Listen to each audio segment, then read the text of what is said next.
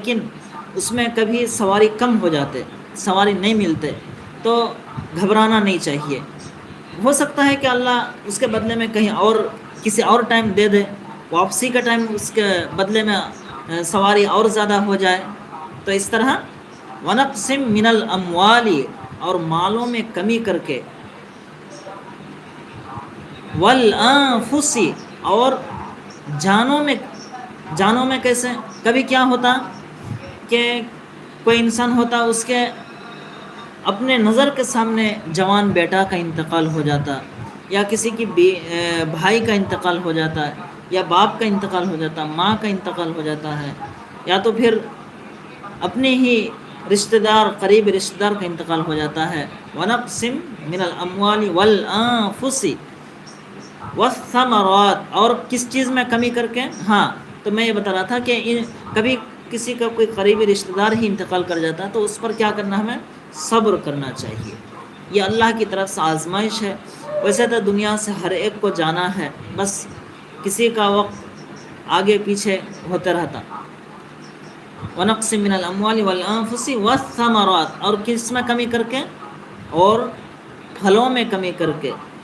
اور آگے کیا فرمایا؟ وَبَشِّرِ الصَّابِرِينَ، اور صبر کرنے والوں کو خوشخبری سنا دیجیے۔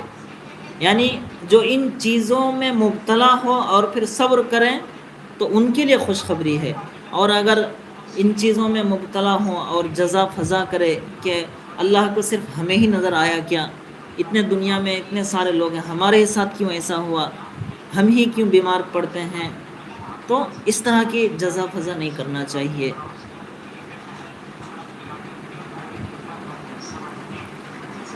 تو سورۃ العصر کے اندر اللہ نے 4 چیزوں کو بیان فرمایا۔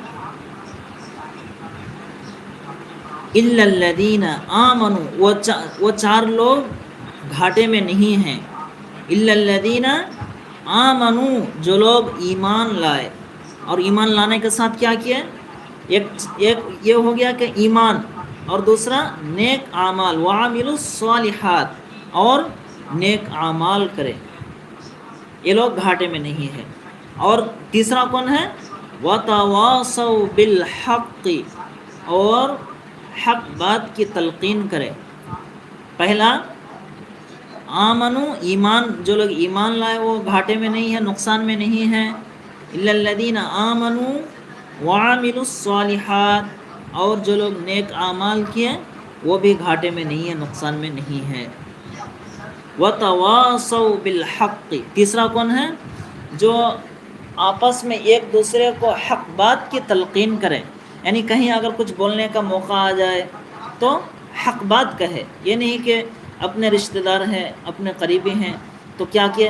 اپنا طرفداری کیے، طرفداری نہیں کرنا ہے، بلکہ وہاں حق بات بولنا چاہیے۔ وتواصوا بالحق وتواصوا بالصبر، اور لاسٹ میں کیا ہے؟ ایک دوسرے کو صبر کی تلقین کرے۔ جو لوگ ان یہ چار چیزوں کے، جن کے اندر یہ 4 صفتیں ہوں گی، وہ گھاٹے میں نہیں ہیں۔ اللہ تعالیٰ سے ہم لوگ بھی دعا کریں کہ اللہ الہ العالمین ہمارے اندر بھی ان 4 صفتوں کو داخل فرما۔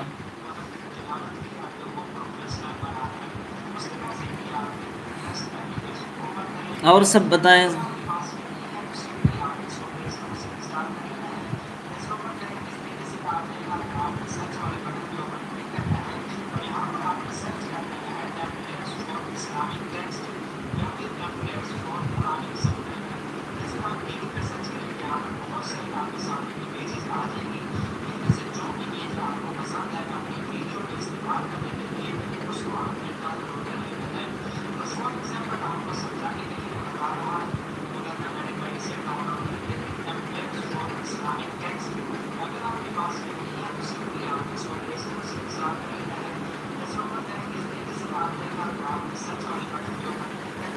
چلیے، اللہ تعالی ہمیں ان 4 صفاتوں پر عمل کی توفیق عطا فرمائے۔